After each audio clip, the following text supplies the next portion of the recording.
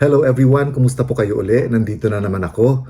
I hope nasa mabuting kalagayan kayo saan mang parte kayo ng mundo ngayon.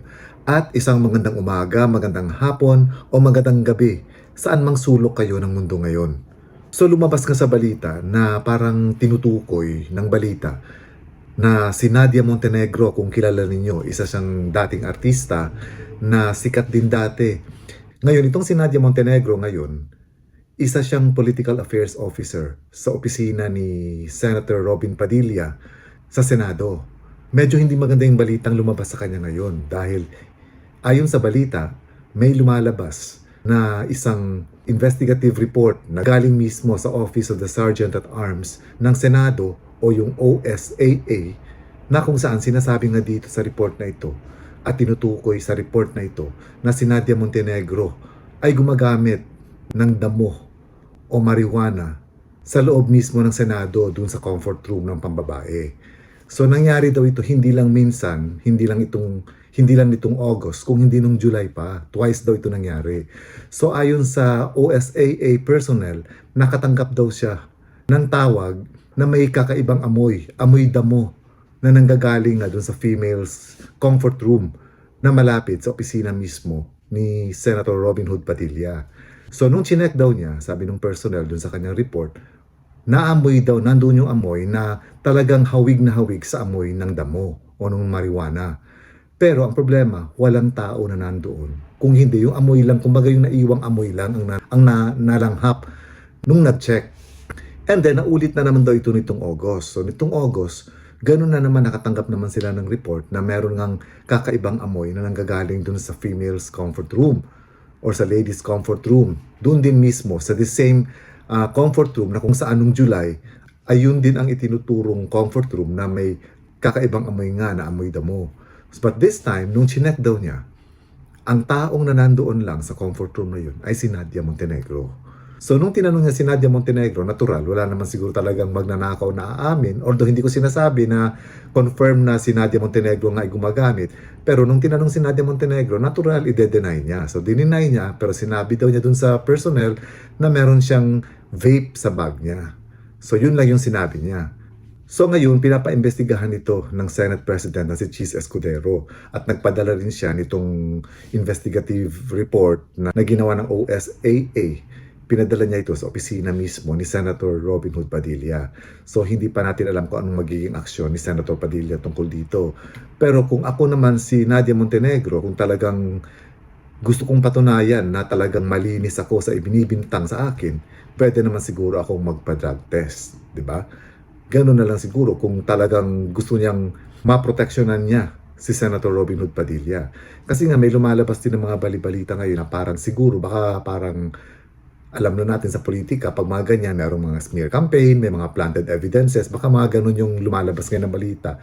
Dahil nga, hindi pa nga talaga thorough yung investigation dito. Kasi nga, nababalita na itong si Senator Robin Hood Padilla, matapos ngang mawala sa kanya yung komite ng constitutional amendments na dati niyang hinahawakan at nailipat nga ito kay Senator Pangilinan. May lumalabas kasi ngayon na baka ang ibibigay kay Senator Robin Hood Padilla na ang pamumunuan niya ay yung Committee on Senate Ethics and Privileges. So kapag kasi ito yung committee mo, ikaw yung in charge sa rights, sa conduct, sa reputation, sa integrity ng Senate members ng buong Senado, including its members. So may mga nagsasabi nga na para hindi ito maibigay kay Senator Robin Hood Padilla, ginagawa na siya ngayon ng issue ngayon pa lang. At siguro ang sinasabi rin, malas lang ni Nadia Montenegro at siya yung ginamit para masira yung opisina ni Senator Robin Hood Padilla. Pero lahat ng ito naman ay mga hearsay lang. At siguro ang pwede rin gawin ni Senator Robin Hood Padilla bilang kumbaga siya yung amo ni Nadia Montenegro, baka pwede niya rin pakiusapan si Nadia Montenegro na para malinis na rin right away yung pangalan niya at wala nang magiging issue at hindi nahahaba pa yung usapan, di mag-volunteer na lang din mismo si Nadia Montenegro na magpa-drug test. Ganun na lang siguro yun. Kasi mahirap din kasi na i-accuse natin siya nang hindi naman sapat pang ebidensya. Kung baga nagkataon lang, malay natin baka nagkataon lang na nandoon siya sa ladies toilet ng mga oras na yun. And at the same time, baka kaalis lang din nung gumamit talaga nung sinasabing damo. Pero hindi naman talaga mismo si Nadia Montenegro pala yung humit-hit. So hindi natin alam. So let's still give her the benefit of the doubt. Kasi later on, alam ko naman na siyempre ipe-pressure talaga dito yung opisina ni Senator Robin Hood Padilla. So walang choice si Robin Hood Padilla kung hindi kailangan patunayan talaga niya na hindi totoo yung ibinibintang sa staff niya na si Nadia Montenegro. And sa part ni Nadia Montenegro, katulad ng sinabi ko kanina, although hindi naman kasi pwede na pwersahin siya na magpa-drug test, pero sana kung gusto talaga niyang proteksyonan ang opisina ni Senator Robin Hood Padilla, mag-volunteer na lang talaga siya to clear her name and also to clear yung opisina kung saan siya nagtatrabaho bilang political affairs officer.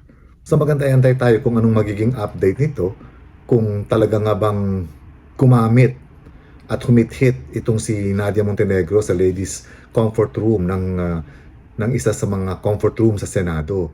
Pag totoo naman kasi ito, talaga namang kailangan talagang mabigyan ng karapatang parusa itong si Nadia Montenegro kung totoo yung mga bintang laban sa kanya. Kasi of all places, hindi man lang niya ginalang ang Senado. That is kung totoo at mapapatunayan ng korte na talagang gumamit siya.